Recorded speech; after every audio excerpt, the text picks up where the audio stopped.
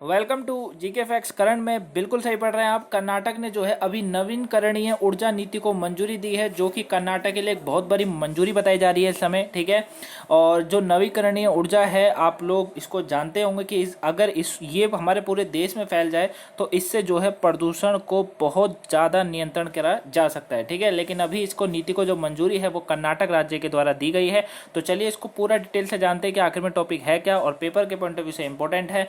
Topic से 1-2 number का question आपसे पूछा जा सकता है। चलिए स्टार्ट करते हैं, जानते हैं सबसे पहले कर्नाटक के इस नवीकरणीय ऊर्जा के बारे में। देखिए क्या कहा जा रहा है कि कर्नाटक राज्य सरकार ने 2022 से लेकर 27 की समय के लिए, यानी कि अवधि के लिए कर्नाटक नवीकरणीय ऊर्जा नीति को मंजूरी दे दी है। ठीक है, यहाँ पर कहा गया है कि कर्नाटक राज्य सरकार ने 2022 से लेकर 27 की समय के लिए, अवधि के लिए कर्नाटक नवीकरणीय ऊर्जा नीति को मंजूरी दी है। वहीं यह नीति नवीकरणीय ऊर्जा के क्षेत्र में एक नेता के रूप में राज्य की प्रतिष्ठता को बनाए रखने की कोशिश करेगी। जैसे एक नेता होता है ना, वो राज्य को किस तरीके से सुशासन में रखता है, किस तरीके से उसको पूरी तरीके से जो है अच्छे से वहाँ की सारी समस्याओं को हल करता है, उसी तरीके से कहा जा रहा है कि ये नवीकरणीय ऊर्जा भी कुछ इसी तरीके से काम करेगी। यानी कि राज्य के अंदर आप कह सकते हैं कि प्रदूषण से नियंत्रण करने से बाकी चीज़ों का भी जो है ध्यान रखेगी, ताकि लोगों को भी कोई परेशानी ना हो ऊर्जा के मामले में। ठीक है, तो ये आपको याद रखना है कि यह नीति क्या है, नवीकरणीय ऊर्जा के क्षेत्र में एक नेता के रूप में राज्य की प्रतिष्ठता को बनाए रखने की कोशिश करेगी। अब आपके दिमाग में क्वेश्चन आ रहा होगा कि नवीकरणीय ऊर्जा आखिर में होती क्या है। वैसे तो अगर आपने साइंस पढ़ी है तो आपको अच्छे से पता होना चाहिए, आपने ज्योग्राफी पढ़ी होगी तो पता होना चाहिए नवीकरणीय ऊर्जा। चलिए इसको भी जान लेते हैं, थोड़ा सा इंपॉर्टेंट बनता है। देखिए क्या कहा जा रहा है, अक्षय ऊर्जा या फिर इसको नवीकरणीय ऊर्जा भी कहा जाता है। ठीक है, इसमें वो सारी ऊर्जा शामिल है जो प्रदूषण कारक नहीं है।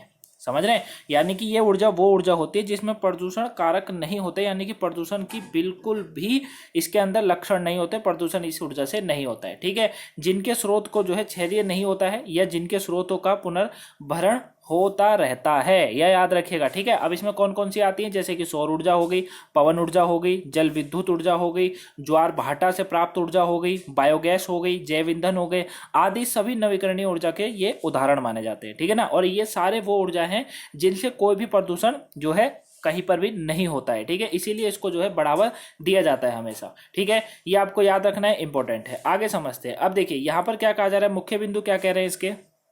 तो मुख्य बिंदु इसके क्या कहते हैं, देखिए इस नीति का जो लक्ष्य है ना, इसका लक्ष्य है अगले 5 वर्षों में राज्य में 10 गीगावाट नवीकरणीय ऊर्जा जो होती है, नवीकरणीय ऊर्जा, उसका उत्पादन क्षमता हासिल करना है। क्योंकि आपको पता है कि जो ये नवीकरणीय ऊर्जा होती है, ये इसका जो लक्ष्य है वो सरकार ने अगले 5 वर्षों तक के लिए रखा है, और 10 गीगावाट नवीकरणीय ऊर्जा रखा है। अब इसमें होता क्या है, समस्या ये आती है, क्योंकि आपको पता है कि इसमें से ऊर्जा जो मिलती है वो ज़्यादातर जो ऊर्जा होती है वो सूरज से ग्रहण होती है। ठीक है, कभी कभी मान लीजिए नहीं होता है तो फिर वो ऊर्जा प्राप्त नहीं हो पाती है। तो इन्होंने एक लक्ष्य रखा है, इस लक्ष्य के तहत इन्होंने कहा है कि अगले 5 वर्षों में हम राज्य में 10 गीगावाट नवीकरणीय ऊर्जा क्षमता जो है हासिल करना है, ये इन्होंने रखा है।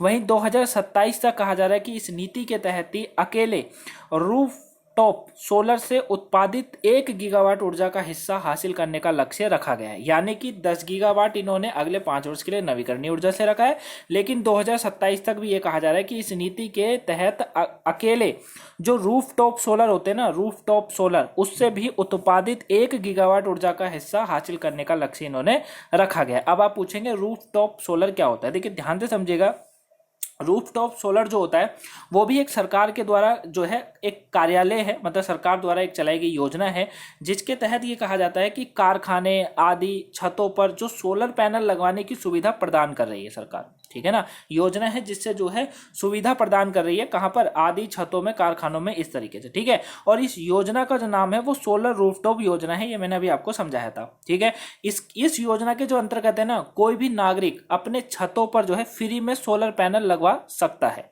ठीक है, और जो है बिजली बचा सकता है, और सूर्य से आने वाली किरणों से ऊर्जा जो है उत्पन्न कर सकता है। ठीक है ना, और 1 किलोवाट का सोलर पैनल लगवाने के लिए करीबन 10 वर्ग मीटर स्थान की आवश्यकता पड़ती है, अगर आपको 1 किलोवाट का सोलर पैनल लगाना है तो। ठीक है, आपने देखा भी होगा कईयों के घरों में ये रहता भी, क्योंकि इससे बिजली बचती है और सूर्य से आने वाली किरण और शायद में जो है काफी चीजों से बचत हो जाती है। ठीक है ना, तो इसमें भी 1 गीगावाट का हिस्सा हासिल करने का लक्ष्य रखा गया है।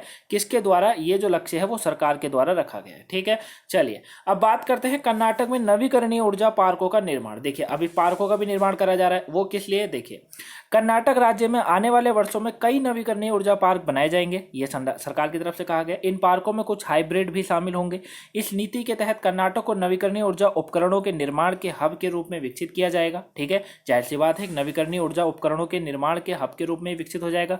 कर्नाटक राज्य के विभिन्न जल विद्युत स्टेशनों पर हाइब्रिड बिजली उत्पादन इकाइयों और फ्लोटिंग और ऊर्जा परियोजना पर भी ध्यान दिया जाएगा। ठीक है, अभी जो लक्ष्य है ना, अभी वो लक्ष्य ये है कि ऊर्जा पार्कों का निर्माण करना है। ठीक है, उसके बाद कहा जा रहा है कि कर्नाटक राज्य के विभिन्न जल विद्युत स्टेशन हो गए, हाइब्रिड बिजली उत्पादन इकाइयां हो गई, फ्लोटिंग हो गई, ऊर्जा परियोजना पर भी ध्यान सरकार जो है यहाँ पर देगी।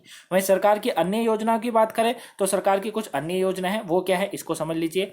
राज्य सरकार नवीकरणीय ऊर्जा को देश के अन्य राज्यों में भेजना करने का भी लक्ष्य रखा है। यह नीति नवीकरणीय ऊर्जा क्षेत्र में निवेश आकर्षित करने के माध्यम से राज्य के आर्थिक विकास पर जोर देती है। ग्रीन पावर कॉरिडोर स्थापना की जाएगी, जहां पर जो है निजी क्षेत्र के अधिक भागीदारी होगी। जाहिर सी बात, देखिए यहाँ पर कहा यह जा रहा है कि राज्य सरकार क्या कर रही है कि नवीकरणीय ऊर्जाओं को देश के अन्य राज्यों में भी भेजने का काम कर रही है। मतलब कर्नाटक सरकार अन्य राज्यों में भेजने का काम कर रही है। धीरे धीरे जो समय आ रहा है वो इन्हीं का आ रहा है, नवीकरणीय ऊर्जा का। समझ रहे ना, लोग क्या करेंगे, जो नॉर्मल बिजली अभी घरों में आती है ना वो बंद हो जाएगी। देखिएगा आने वाले समय में ऐसे ही देखा जाएगा, और सारी बिजली जो उत्पन्न होगी वो कहाँ से होगी? वो सूर्य से होगी। ठीक है ना, क्योंकि इन सबसे नुकसान भी बहुत होता है, प्रदूषण भी होता है। और ऐसी जो नवीकरणीय ऊर्जा होती है, या फिर आप ये भी कह सकते हैं, देखिए यहाँ पर जो बोला गया था, नवीकरणीय ऊर्जा हो गई, सौर ऊर्जा हो गई, पवन ऊर्जा हो गई, जल विद्युत ऊर्जा हो गई, ज्वार भाटा से प्राप्त ऊर्जा हो गई, बायोगैस जैसी जैव ईंधन आदि ऊर्जा हो गई, ये सब प्रदूषण से बिल्कुल तरीके से मुक्त करती है। तो ये काफ़ी अच्छा है। ठीक है, वही भंडार क्षमता के सतत और संतुलित विकास के लिए यह नीति इस क्षेत्र में बाजार निर्माण की भी तलाश कर रही है। वहीं बिजली आपूर्ति के विश्वसनीयता में भी सुधार होगा और सुनिश्चित किया जाएगा कि अक्षय ऊर्जा जो है, यानी कि नवीकरणीय ऊर्जा, अक्षय ऊर्जा एक ही होती है, मैंने अभी समझाया था, 24/7 उपलब्ध रहे। ठीक है, क्योंकि आपको पता ही है सूरज पे है तो थोड़ा प्रॉब्लम आती है, तो सरकार चाहती है कि 24/7 रहे, जैसे नॉर्मल बिजली रहती है।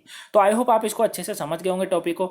यही पूरा टॉपिक था। आपको समझ आया नहीं आया प्लीज़ कमेंट बॉक्स में बताएगा। समझ आ गया हो तो आपको अपना काम करना है, वीडियो को लाइक कर देना है, चैनल पर नहीं सब्सक्राइब कर लीजिएगा, वीडियो को शेयर कर दीजिएगा ताकि और भी लोगों पर पहुंच सके। और हाँ, जिन्होंने 9K स्टडी वाले चैनल को सब्सक्राइब नहीं करा है कर लीजिए, आज ही उसके ऊपर जो है आपको एक वीडियो मिली है, वो वीडियो जाके देख लीजिएगा। टॉपिक बहुत इंपॉर्टेंट है, छोटा टॉपिक है, 2 से 3 मिनट की वीडियो है, लेकिन इंपॉर्टेंट है, वो वीडियो देख लीजिएगा, चैनल को सब्सक्राइब कर लीजिएगा। मिलेंगे नेक्स्ट वीडियो में, तब तक के लिए thank you for watching guys, have a nice day, thanks for watching.